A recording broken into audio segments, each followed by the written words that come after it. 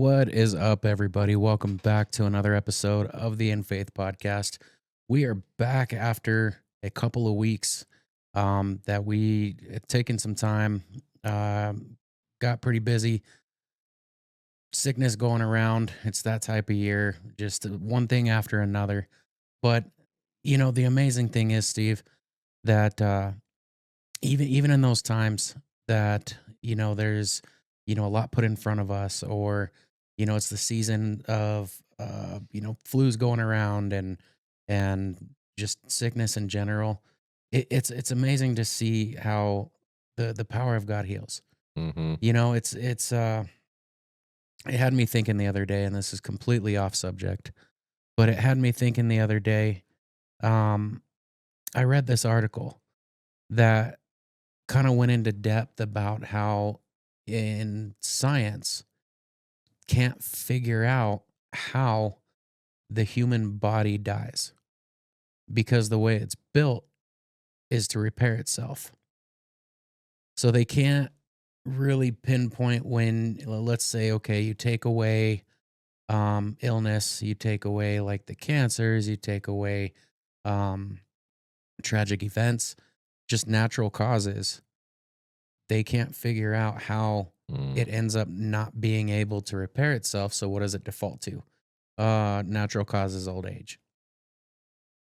But in reality, when you tie all that back in, why does the human body not repair itself? Why does it get to a point where it cannot, after all those years, repair itself?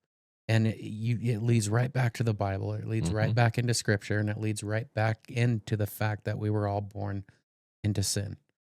And the um, cost of sin is death, right? Yeah. I mean, it's a fallen world. We're all fallen people. So, I mean, within ourselves, kind of like you're saying, within sickness, we get to see the fallenness Mm-hmm. and we get to see the grace of God. We get to see that He made our bodies yet fallen. Our bodies can fight off sicknesses. Yeah. Most of the time, the body just fights it off. And again, doctors can't recreate the way that works. Right. They can take from the body that already works and use the various white blood cells or whatever in the body to create more. Mm-hmm. But God created our bodies to heal themselves because we are fallen. Yeah. So, I mean, there's that fail safe. Yeah. I remember reading before too, like we read about so many, we see Jesus healing the lepers. And the problem with lepers is they get to where they can't feel their like digits or fingers or toes and Mm-hmm. stuff, can't feel it. So they damage them. And that's why they end up losing them and stuff, because they can't feel it. They don't have pain sensors with leprosy. And I so the pain itself is a gift to keep us from harming ourselves. Yeah. Wow. I can see that too, because there's been plenty of times where, if you're sitting in a certain way and your legs start to fall asleep, and then you're Mm-hmm. like, oh man, my leg's asleep. I got to get up and walk it off. That is probably the worst thing you could do, is get up and walk it off, because now you have no longer have feeling in that leg. Yeah. That I've done it. I've done You it so many fall. times. Yeah.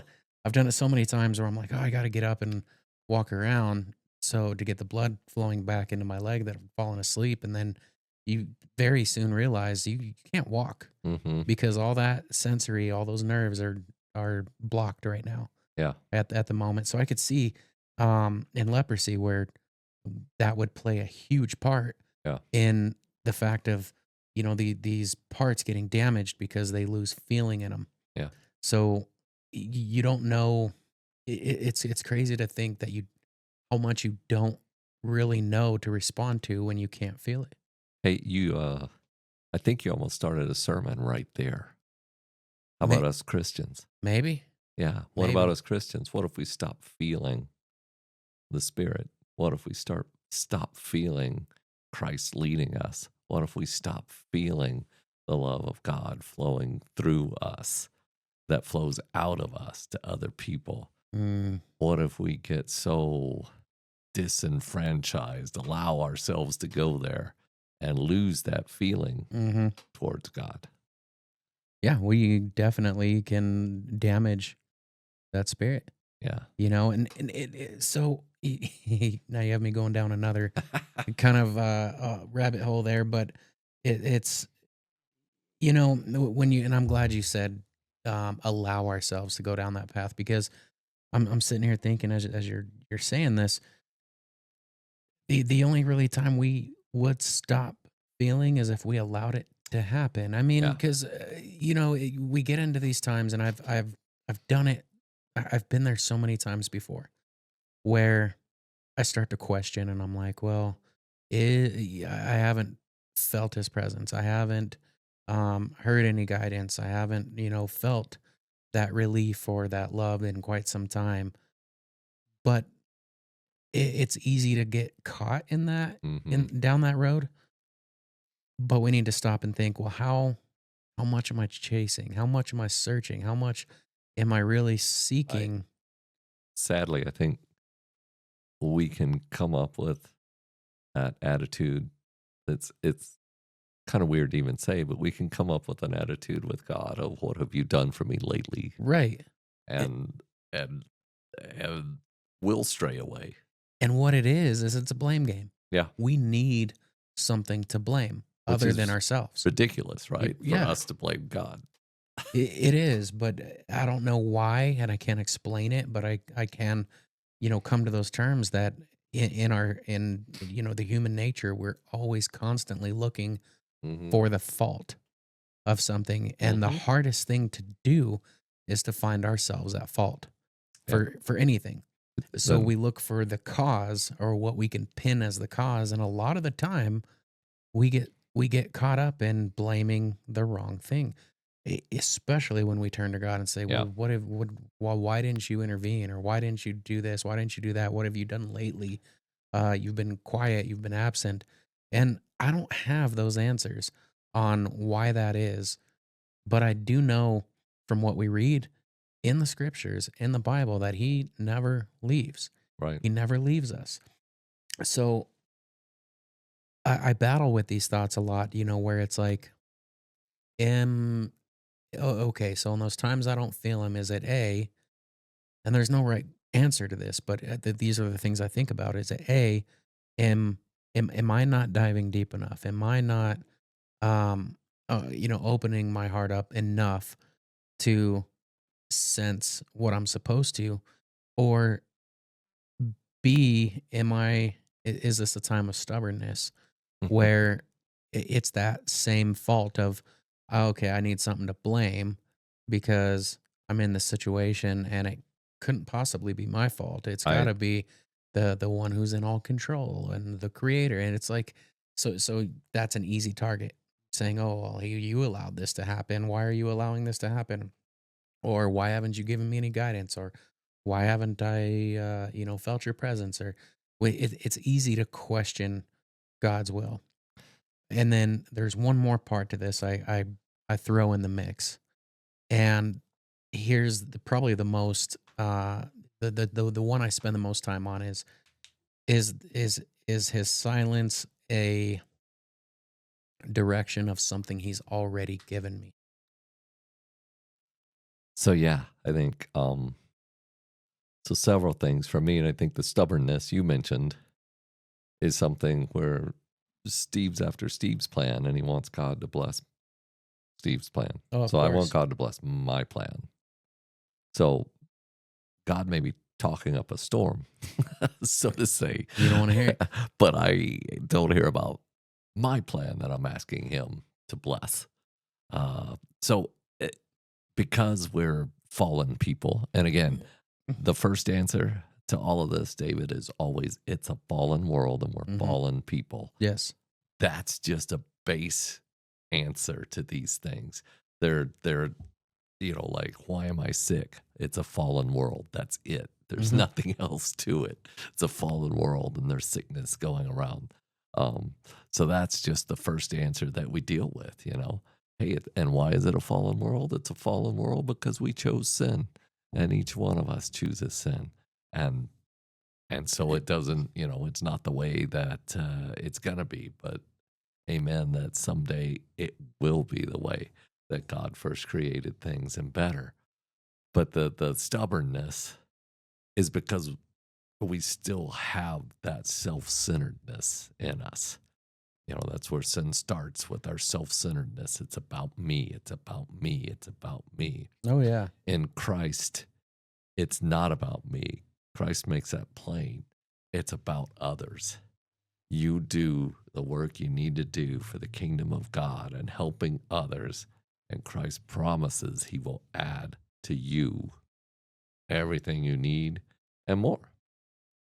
So we start from the wrong place. We start from it's about me. We would never say that, but when you look at it, that's what's going on. We're starting from it's about me instead of it's about God's plan. What's God's plan? How do I fit in and do God's plan? So that's where we want to start. What is God calling me to do? Not negotiating to get him to bless whatever it is I want to do.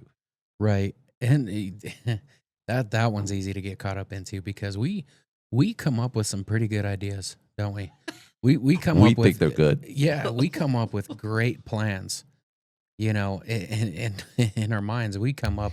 Nobody can come up with a greater plan than I.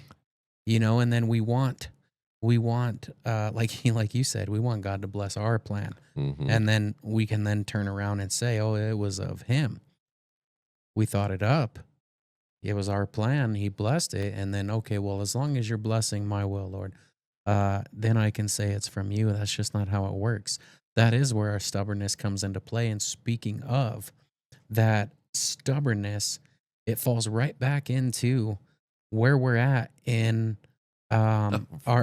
we're right back into where we're at with Moses and his journey with talking to Pharaoh. Yeah, there's a little Pharaoh in each one of us. Oh, exactly. Exactly. And we get to see the effects of Pharaoh's stubbornness. And during the last episode, we got through the first 5 of the 10 plagues of Egypt that were ultimately um, brought in because of his stubbornness. And to kind of recap that a little bit, it all started back when it all started with God giving Moses the mission and the message to go give to Pharaoh and say, you know, let my people go for 3 days out into the open so they can so they can praise and worship and and I think there was correct me if I'm wrong, you know, the feast and all that good stuff and but they were meant to go out there for 3 days and worship God so they could be allowed to. So that whole message Moses went to go tell Pharaoh, this came from God. And of course, we got to read that you know, Moses was very skeptical. He knew what he had already been through in Egypt. He knew they weren't going to believe him. He was probably the last person Egypt wanted to see in his mind, right? So God assures him, no, everybody that you know had it out for you, they're gone. Right. They're passed away. They moved on. Whatever. They're no longer around. No warrants. Right. So then Moses comes up with, you know, how am I going to convince them that it's of you? And you know, God gives them 3 signs to give to not only Pharaoh but the people, and then he comes up with more excuses. Well, I'm not that great of a speaker, so you know, just pick someone else. Well, the funny thing is, not only did God pick someone else, he didn't let Moses off the hook. He said, "Okay, you know what? Since you feel that you're not, you know, equipped for the speaking, I've called your brother to come with you, and he can do the speaking. I'll give you the message, you relay it to him, he'll do the speaking, and it'll all work out. Matter of fact, he tells him he's already on his way. So God knew what he was getting into. God knew the pushback he was gonna get from Moses, or the pushback Moses thought he was gonna give him. already had a plan like he does, right?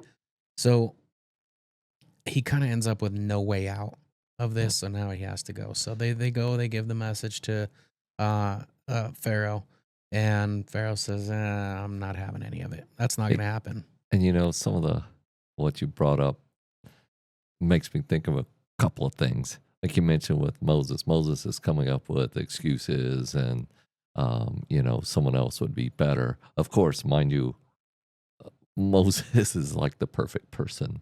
Moses was brought up in Pharaoh's house and knows about the Egyptians, lived as an Egyptian, yet he's a Hebrew. So he's Hmm. like the perfect person, yet he's coming up with all these excuses and don't send me and I don't want to go back there. Um, in the midst of what that shows, though, God had chosen Moses, and whom God chooses, God sends. It doesn't it doesn't matter all the boneheaded, stupid, wrong, horribly sinful things you can do. If God has chosen you, you are going. We see that over and over. We see Abraham. Hmm. God had flat out chosen Abraham. We saw that. We did a study. He was chosen. Abraham did some stupid, stupid things. And mind you, we all do stupid things. So I'm not, but Abraham was just I like us. can't think of the last stupid thing I did. Yeah, you're the only one. I mean, but Abraham does these dumb things. He tells foreign leaders that, oh, this isn't my wife. She's my sister. This is my sister, and lets his wife be taken by foreign leaders.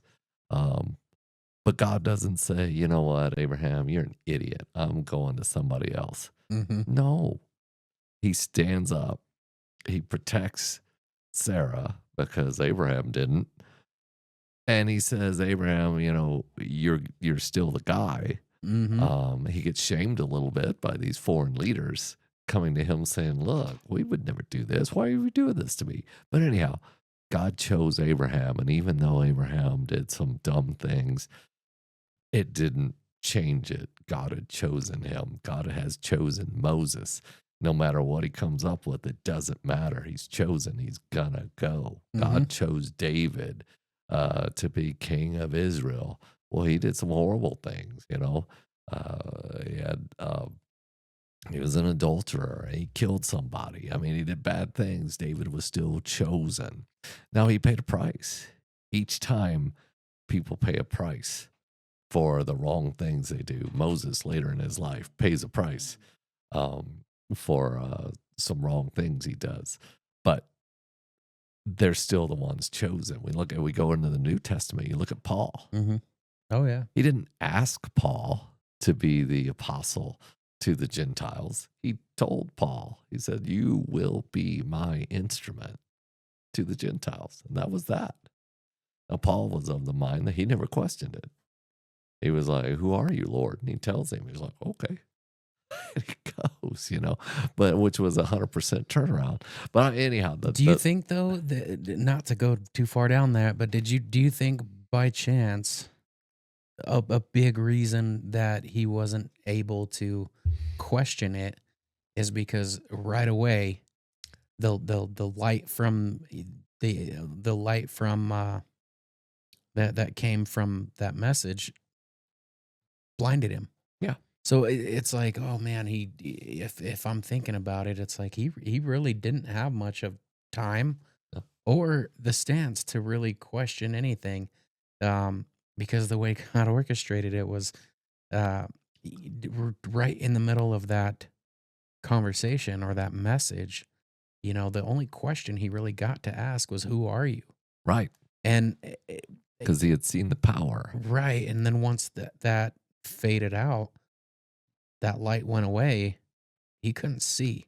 He had to rely on somebody else to lead him before he could see again. And to me, that's such. I think how incredibly designed that was by God. Right. It's almost like preparation of uh, needing to be led. And in Hmm. that time, There was no other way than the need to be led. He couldn't see. Yeah. And that kind of prepared him for the need to be led when he became that vessel for God. Yeah. Wholly led by God. Mhm. Um, so, and then the flip side, right? When Jesus shows up, knocks him off his horse, the bright light is there. At some point through there, Jesus also explained the whole gospel to Paul. Um, a Pharaoh sees the power of God immediately. He sees the power. He doesn't ask, "Who are you, Lord?" He stubbornly says, to himself, "No, these are my people." God says, "Let my people go." And Mhm. Pharaoh's like, "What do you mean? These are my people. And Oh, I yeah. own them, and they will stay here with me." So Pharaoh doesn't ask, "Who are you, Lord?" No. I mean, even when, we've already seen the magicians, but the gnats, by the Oh, time yeah. the gnats come, the magicians say, "This is the finger of God." Yeah. They realize it real quick. Yeah. But Pharaoh doesn't say, "Who are you, Lord?" I mean, it's almost like that's all he had to ask. But anywhere along the way before God is hardening his heart. Now, God, of course, knew the outcome, and he told Moses the outcome, Mhm. so Moses would be prepared. But he could have asked, "Who are you, Lord?" and skipped all this. I was gonna say, I think even just the thought or the acknowledgement probably would have saved a ton of this. Now, his reaction to the acknowledgement, but we'll never know how that would have gone. Right. But even just the acknowledgement or wonder, just to give it that time of your um your thought toward it would have opened a door for something to be done, but Yeah. he didn't even give that. He Nope. he he mocked it almost, and he let the magicians mock it, and then he punished the people Yeah. because Moses came saying that he was giving this message given to him by God on behalf of his people. God of the Hebrews. So Yeah. then Pharaoh's like, you know what? Since this guy's here representing you, you get to work 7 days a week now, and then all your help, the guys that are around here to help you, no longer help. Now you can go get your own material. You can go, and by the way, you have the same amount of time to do this. Mm-hmm. He's telling them. So not only do you have to go out of your way to get your own material now, you still have a quota, and you need to get it all done in the same amount of time. Yeah. Knowing that wasn't possible, Yeah. and it wasn't possible. It didn't happen, Mm-mm. and Pharaoh didn't budge. So even like you were saying, how God knew the outcome, told Moses the outcome. God had a plan Mm-hmm. on how to deal with that outcome. It wasn't and I want to say in Moses' mind, I can't say because it's not there, but I want to think in Moses' mind, he's thinking, well, if you already know that he's not going to accept it, what's the whole point of me going down there? And don't we ask the same thing? We do. And I think we, so in this, I think you and I both talked about the idea that God showed who he was through these plagues. He showed he was the one true God. He has power over nature, that all these false gods that the Egyptians worshiped could do nothing. They're not real gods. And God showed up and said, "I am the God. There's nobody else." But I don't think it's just the Egyptians that needed to see this. Mm-hmm. If we think about it, the Hebrews, the Jews have been enslaved in Egypt, in this foreign culture, for 400 years. 400 years. This country hasn't been around for 400 years. So in 400 years, the Egyptian beliefs and culture and everything else has seeped into the Jews, has seeped into Jewish culture. They're still holding on. They're still holding on to their belief when they hear Moses say that the God of Abraham, Isaac, and Jacob has seen you and is, going to Yeah. free you. That means something to them. But I can only imagine that the religion of the Egyptians has seeped into them. It happens here. I mentioned this country, and now the idea, because I hear this, Wow. the Yeah, they idea of really needed to see karma, that. the idea of karma is so commonplace, at least here in Colorado, that there are Christians that believe Mm. karma is part of doctrine. And now we know that within Proverbs, there's articles that talk about, or maybe it's not Proverbs anyhow. What you sow, you will reap, type thing, as Right. uh, a general way in which the world works. Well, and not to interrupt or cut you off there, but you think where did that come from? And it just made me think that it comes from still it comes from the foundation of Scripture being twisted. Yeah, Because you have scriptures like that, and then you have scriptures that say, do to others as you would want done to yourself. And it's over time people taking the foundation of scripture and then altering it and calling it something else because they don't want to call it what it is. hmm They think of or they try to find another explanation for the same concept. yeah. So I think God was not only showing His power through these plagues, showing that He's the one true God through these plagues. And we know, as He mentioned, the world talked about these plagues. Well, they're still talking about it, but all through the area, when they saw the Jews coming, they knew their God, the God of the plagues. He's the one that destroyed Egypt, Yeah. essentially. They knew that. But the Jews needed to see also who their God is again, because it's been 400 years. We talk Yeah, I about can't get this, over that. the silence in Scripture, same amount of time. From the end of Malachi till Jesus came, about 400 years. So that period that you go from Joseph, because even the Bible, right? Moses is writing it, but he stops off with Joseph. And the next, it starts with Exodus and Moses. So that's a 400-year gap Mm-hmm. that, like we talked about us whining about, hey, what have you done lately, God? Well, there were 400 years that they're enslaved and continuing to work. Yeah, or what was the whole thing with Paul? Who has more of a right to than I? Who had a more of a right to say what if you done lately than they did? But that's not. Uh, We don't see that taking place. That they did. They stayed in their belief and they stayed in their faith. But I can't get over the fact I can't grasp how much they needed to see yeah. this happen Yeah. to know that God is still there. After 400 years, after living in this foreign culture with all these different Enslaved. religions and enslaved, they needed to see it. Oh yeah. Well, and let's take a look of what they've already seen Yeah.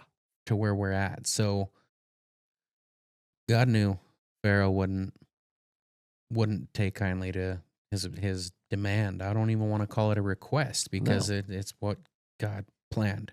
Right. That was the message that was going to be given, and God made it clear in that message that if it does not, this is what will come. And so, essentially, 10 plagues. We've gone through the first 5. The first one, of course, was turning the Nile River into blood, Yeah. which was also one of the signs that God had given Moses to show others. However, he gave him the out too, not just the sign, but the reverse. This is how you know God had sent me.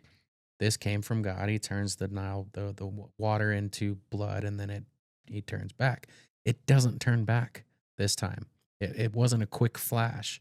And we got to think too, the Nile River provided more than just water. Yeah. It provided the fish. It provided so Right. much more in Economics, what yeah. they needed to live, food, water. in their daily livelihood. Well, Now it's tarnished. And also some of these attacks, and probably all of them, some of all of these plagues are also going up against these false gods that the Egyptians have. They had gods they worshipped that were specifically gods of the Nile. So God hit that first. Hmm. They believed that gods of the Nile caused it to, essentially flood so that they had crops and stuff, and at its time. Oh yeah, they're quick to pay credit, all the credit to where it's not due. Yeah, But it's like, what do you? If I were to read this for the first time, I'm like, man, that is 0 to 100 real quick. I'm like, there's 9 more.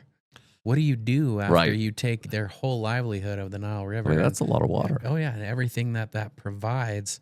What do you do next? Well, Yeah, what happens next is he uh he brings the frogs. The second plague was one of thousands and thousands of frogs that just covered every inch of the land.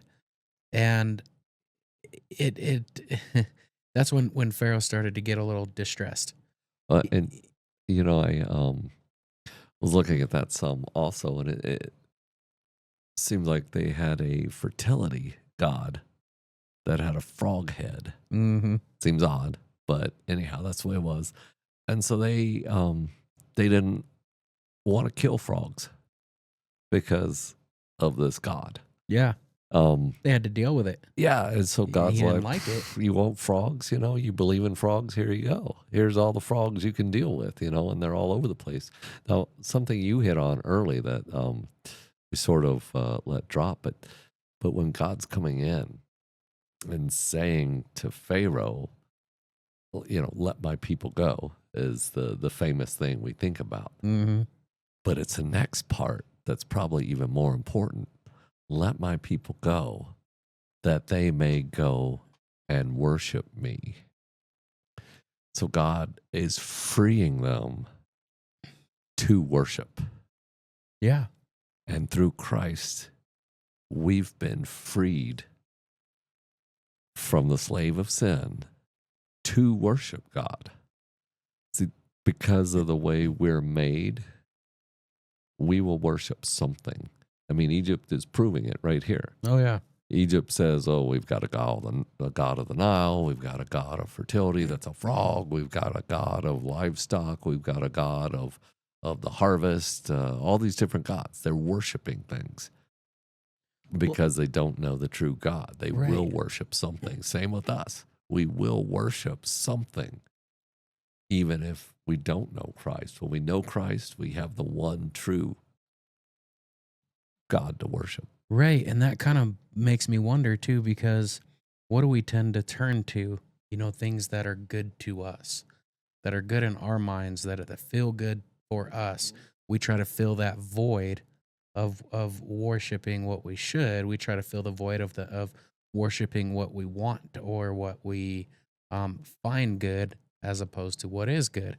So I never understood why they chose a frog head for fertility. I don't know if that's something I would Still, really still weird to me. want to turn to.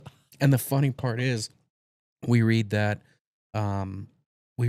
Pharaoh kind of got a little disturbed by all the frogs. But isn't that your god of fertility? Isn't that what you guys had set up to be a good thing? Now you have too much of it, and he's kind of starting to wonder and worry. But here come the magicians all over again, right? So they come and they recreate it, and they see, hey, we can do it. We can call the frogs. Yeah. It's nothing special. Don't worry. And I kind of find it interesting that I think I want to think that they were doing it to kind of console him, make him feel Sure. better. It's like, oh, don't worry. It's nothing more than a trick. You don't need to even waste your time thinking Well, about this. But and then what 24 hours later, or the next day, the frogs died. they died though, right? Right. So God didn't allow it to be something where the frogs all turn around and go back to the river. God killed them all. They Right, died. 'cause- They piled up all over the place because the Egyptians wouldn't have killed them. Right. Yeah. And that one just clicked to me as you were talking. Yeah. They were told not to kill them because of how high of a pedestal they were put on, those frogs. But what did God do? He said, "You know what? These frogs are gods of nothing. Yeah. You know, I overfilled your whole town with them, and now look, just as easily they're gone. They're Right. dead." And when I say gone, I don't mean completely gone. The streets are cleared. They No. were dead Dead frogs everywhere. everywhere. Ick. Yeah. And the timing, right? Here again, um, Pharaoh asks his magicians, "Can you recreate this stuff?" And they're like, "Oh yeah, sure we can. Here we go." You know, obviously, I mean, they could turn water into blood, but they couldn't do it on the level of the Nile River. Right. They also couldn't make the blood get washed out at a specific time, Right. as God did. They couldn't make the frogs go away at a specific time, as God did. Yeah. I mean, these magicians, that's another thing we keep seeing in the Bible. It doesn't change. They're trying to justify their position. You know, how many, many, many years later is the book of Daniel when they're in captivity in Babylon? And there you have the magician type people and stuff as well that can't interpret the king's dreams, Mm-hmm. you know, but Daniel can because he knows God. Right. And everything else that the magicians are doing is all false and fake and only made to look real. Right. But when you know the one true God, you know what's real. Well, and that's exactly what happened here. Is these magicians? They were and I really don't want to call them that, but that's what they're called. So that's what we're gonna stick to because that is what is in the scripture. But it's it's funny to me that everything they tried to replicate had to a be on a much smaller scale, and b they couldn't quite do it the way it had been done by God. That was the smoke and mirrors. That was Yeah. the trick that they were trying to convince Pharaoh that was happening with the presence of Moses and Aaron. It wasn't until the third plague that they kind of threw their hands up and they said, "Well, this is too much." Yeah. That third plague was gnats or in some Maggots. Did you maggots. see that? I Yeah, read so a version that said maggots. yeah. How nasty would that S- be? Maggots all over the place. Some translations say maggots, gnats, or lice. Ugh. But just critters, and I'm not a big bug person, so this one, I I I think I would have tapped out at the frogs, Oh, I you would have know. tapped out at a bloody Nile. Are you Yeah, kidding me? so I would have. That's when I would have been like, okay, this something's really going on here. You know, this has to be true. But if it got deeper, that's when I would have said, okay, I'm done. I'm done. I'm done. I'm done with all the frogs. But that's just me. Not much of a bug or small creature person. And then the maggots or the lice or gnats in whatever translation you're reading it in, that's when they couldn't reproduce it. They couldn't duplicate that one. Mm-mm. That's when they kind of threw their hands up and they warned power. Hey, or they warned power. They warned Pharaoh that the power had taken place there was greater than theirs was, Well, as if they had power to begin with. and for the magicians to flat out say this is the finger of God. Yeah, that acknowledgement. How much more does Pharaoh need? Well, A lot more because that didn't cut it. So God had to move on to the fourth plague, which were flies. Again, going back to these creatures and these Ugh. bugs. I again that I definitely would have tapped out here. Well, and the flies was the first time that that God told Moses, and Moses told Pharaoh, he made a point of saying these flies are not in Goshen. These flies will not be bothering the Jews' homes. Yeah, He, you know, I'm hopeful that the frogs and gnats didn't bother him either. I mean, obviously the Nile turning to blood was a problem for the Jews as well. They needed drinking water and all that. But I'm hopeful they didn't have to deal with the frogs or the gnats ahead of that. But by the time we're to flies, God specifically told Pharaoh there is a difference. These are my people. I've chosen them. I'm telling you they're my people. Let them go. You can know they're my people because these plagues I'm bringing on you are not brought on them. Well, and this plague too was kind of the one where after that had taken place, he kind of buckled a little bit.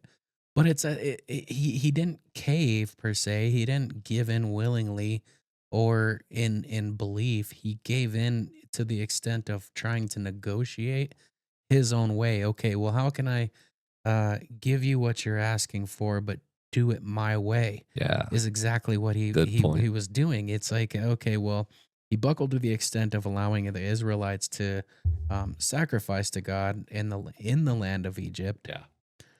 but not worship. It's he did it to the extent of sacrifice. Well, that's not going to do. Why? Because they'd be sacrificing animals that were also worshipped by the Egyptians. Right.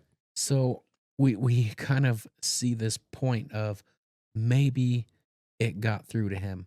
And then as you continue reading, you're like, oh no, he's saying, okay, I'll give you what you want, but I'll give it to you my way.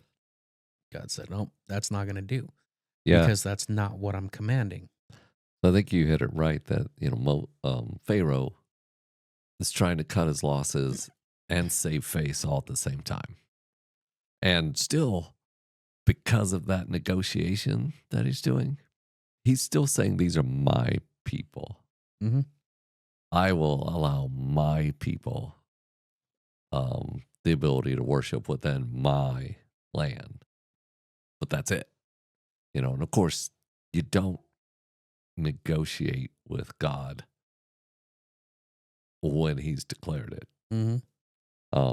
Sometimes we see things like we saw with Abraham, right? That he asked God flat out, will you destroy Sodom and Gomorrah if there's, 50 righteous people there? Right.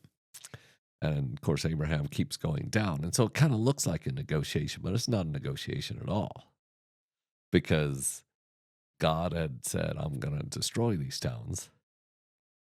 And basically, Abraham's questions are just, would you do that? It wouldn't be right. And God is regularly, all the way down to 10 people, God is telling Abraham, no, it wouldn't be right. And I wouldn't do that. I wouldn't do that. I wouldn't do that. So Abraham knew by the end of that talk Mm-hmm. with God that God will not destroy the righteous. Now it happened, there was only one. Right, Lot was the only righteous person there, and it seems like he was backslidden at the same time. But that, I guess I went through all that just to show that wasn't a true negotiation. Right. God had said he's going to destroy Sodom and Gomorrah, and he did. All Abraham was doing was making sure and understanding, his understanding of who God is that he would not kill the righteous. And God confirmed that with Abraham. Yeah. Because I always thought it was a big deal that after Sodom and Gomorrah were destroyed, we never see that Abraham said, hey, what about Lot? Is he okay? I mean, those cities are gone. Did Lot make it out? I don't see anything in the Bible that tells us that Abraham ever knew that Lot made it out or that he asked God, what about Lot? Yeah. So I think Abraham then trusted God and said, okay, if Lot's righteous, he won't be killed. He'll get out. And he went on. And that's kind of the place where we want to be once we know who God is. We know he's a God of grace. We know he is love. And mind you, we know he's a God of grace because there is no love without grace. So God is a God of grace. God is love. That's who he is.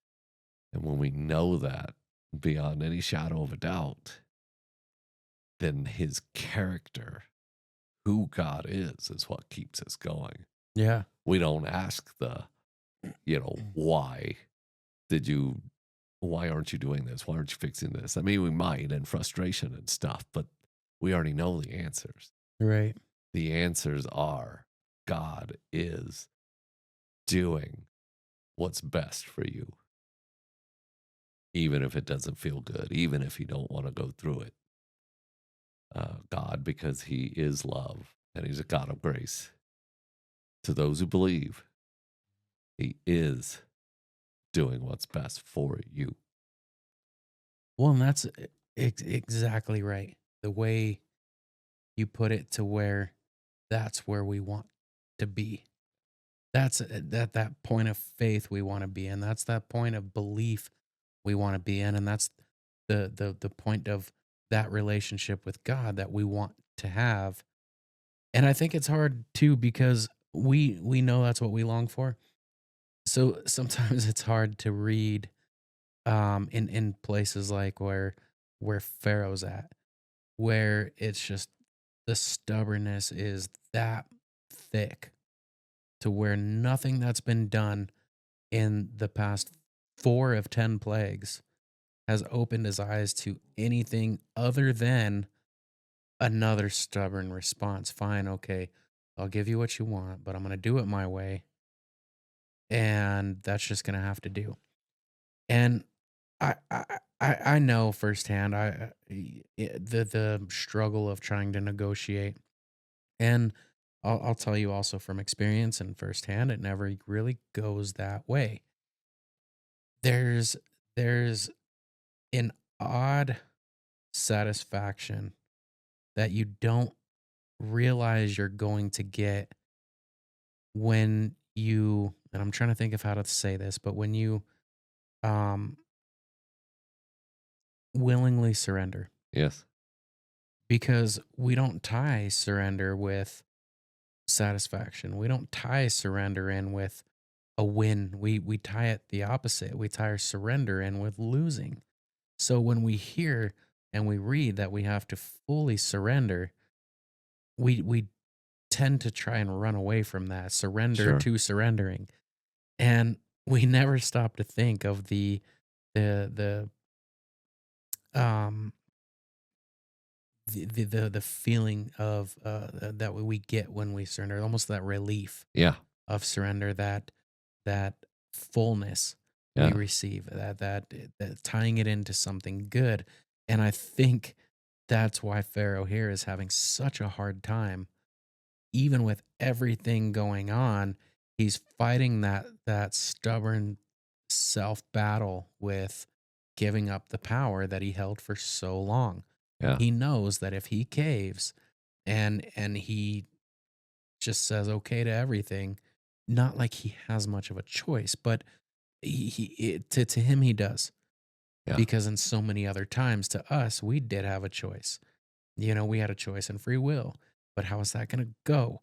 It's not going to go the way we think it's going to go if we because we get into that um who can do this better for me than I, like who knows me better than myself. Well, God. be careful of the questions you ask, because we'll go down that path of misusing too freely the only God can Yeah. judge me kind of saying that's been thrown around so often today. It's like, well, do you really want to say that? Like, do you Right. really know the extent of what you're saying? Or, Because He will.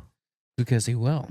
Well, and I think you said it perfectly that God and Christ is calling for unconditional, absolute surrender.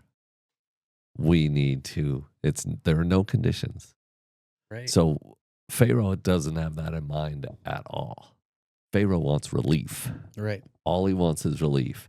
He'll lie, cheat, steal to get that relief, which is how we people are.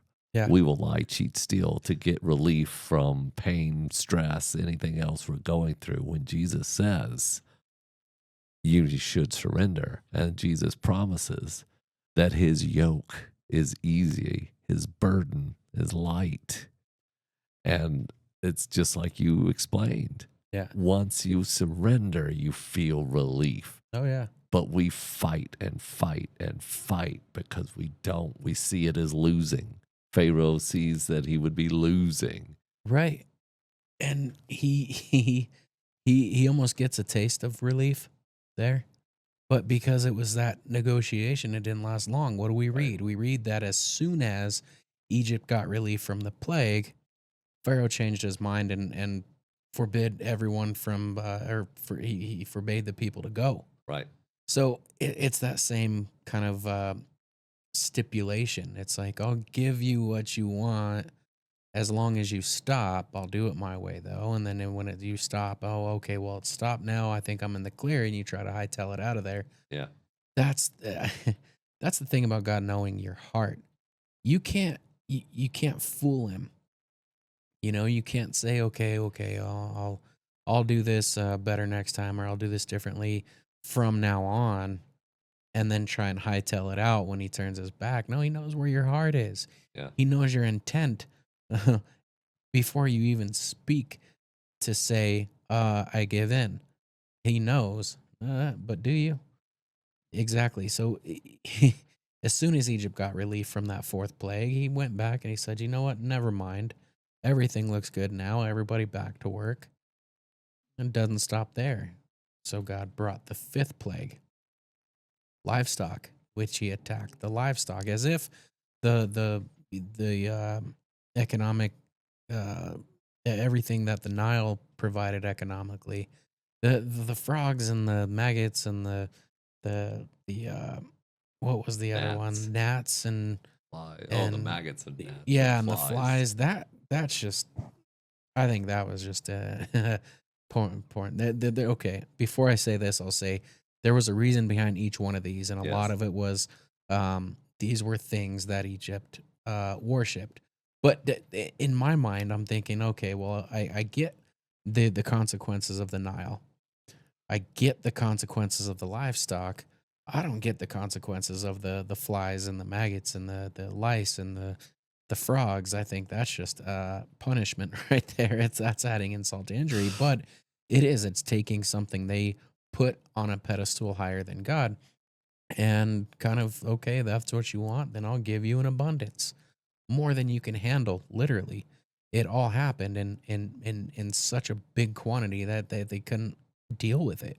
Well, and maybe it's just like, okay, so you have all these gods and stuff that you say protect you and help you and everything, which they don't. They don't do anything. I'm the only Mhm. God helping and protecting you because I'm the only God. So it's like he showed them little things. He showed him that their gods can't even do anything against nasty little gnats and maggots, and they can't do anything against flies. These are nuisances, right? Right. Mats, they just a nuisance to you, a constant nuisance. But your God can't even deal with it. Like we talked about with the frog, I think God was going very specifically after the God they're worshiping, and and the fact that they didn't want to have to kill these frogs and everything seems specific. But God could be with the irritation of Mm. gnats and flies, just be saying, look, you're so irritated. You want so much relief just off of these little things. Your gods do nothing. Well, and the funny thing is they focus so hard about not killing these frogs. What happened? What did they have to deal with? Every single one of them Dead dead the frogs. next day. Yeah. Yeah. So it was there was even um fine-tuned orchestration behind them dying the next day. And it's like, oh, you tried so hard not to kill them that you'd go out of your way to discomfort of not killing Hmm. your idol of fertility. Well, tomorrow now you got to deal with millions of dead frogs. But the the funny thing about the livestock, it goes back to Yeah. um Economics. yeah, it goes back to economics, but it also goes back to the fact that it only affected the Egyptians' Yep. livestock. So when Yeah. he brought that fifth plague, it was only to the Egyptians' livestock in the field. The animals that belonged to the Israelites weren't even affected. Right. And you would think that that would open Pharaoh's eyes, saying, Especially well, he tested it, yeah. right? Pharaoh says, go Mhm. look in Goshen. What about their livestock? So Pharaoh even tests it, yet he doesn't acquiesce. He doesn't surrender. He doesn't say, who are you, Lord? He stubbornly still just wants relief. He will lie to get relief. Yeah. Well, and we read too that it wasn't just like when I think of livestock, I think of like cows and things that Yeah, are raised to be to be eaten. eaten. When we read in verse 6, when it says all What's his in the field, camels and donkeys? everything, Yeah, rams, goats, um, and bulls, because they were all sacred animals in Egypt. So you see the symbolism of everything that's happening. It's it's starting with everything that they're worshiping, everything that they idolize, yeah, and God's showing Pharaoh all this stuff, all these things that you put before your one true God are here's how useless they really are. right. Here's how quick they can go away.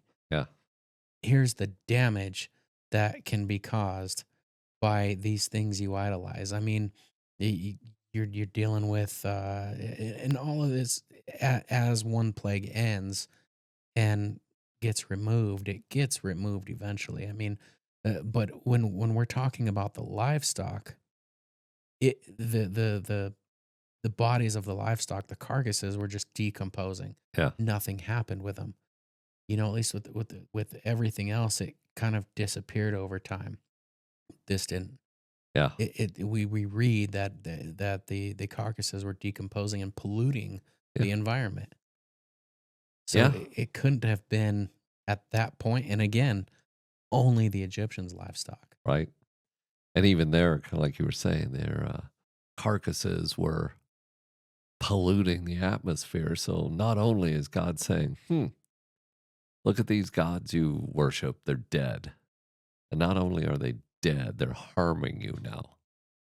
So, I mean, they have to get that message Hmm. through all this, that it did a number, apparently we read later, apparently all livestock were not dead, but they were severely Yeah.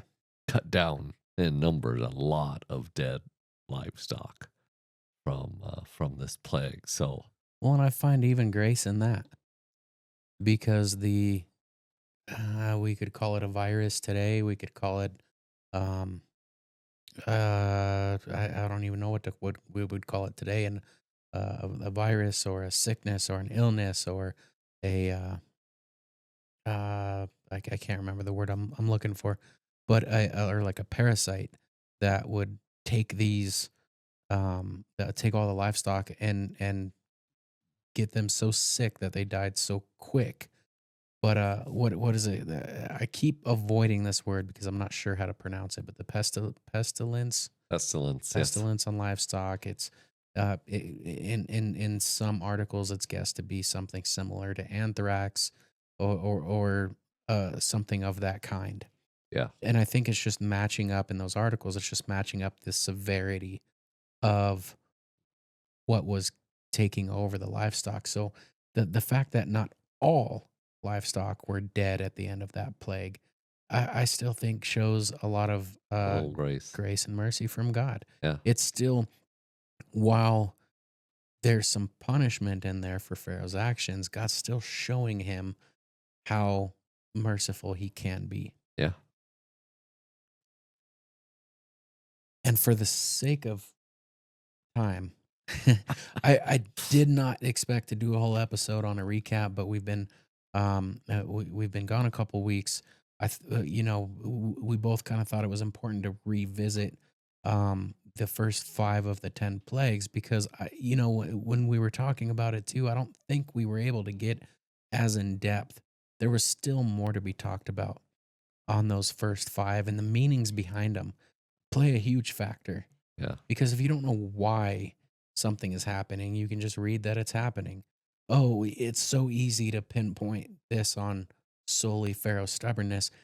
It's not all due to Pharaoh's stubbornness. That the Pharaoh's stubbornness was kind of the icing on the cake. It was the cherry on top. But it wasn't the sole factor of everything going on here. There's so much more, and it went so much deeper than just one man's stubbornness. It was all the ideology that was it was the worshiping of everything but. It Hmm. was putting all this stuff and animals and I making up gods to idolize for giving the Nile River fish and things of that nature, or giving it so much water that it flooded to give them crops, and it was making up anything and everything, but when it came to allowing God's people to go worship Him, that couldn't be fathomed. That Yeah. couldn't be thought of. That couldn't be heard of. No. But Because Pharaoh said they're my people. right. But worshiping frogs to give you children and families, somehow that made sense. I see. Yeah. And I have no clue how even after those 5 plagues we went through, there's still 5 more before something happens. And I could sit here and ask if, does Pharaoh ever get it? But I don't want to jump too far ahead. I don't want to get into the spoilers as much as I love spoilers. I would love to sit here and say, you know what, Steve, you probably know how they did. No, we're not going to. We're gonna stay at 5, jump into 6, and the remaining 5 plagues next week. So do join us next week as we continue talking about these plagues and the outcome and reason the symbol behind why God chose the specific plagues that He did. So we thank you for joining us, and we'll see you again next week. God bless.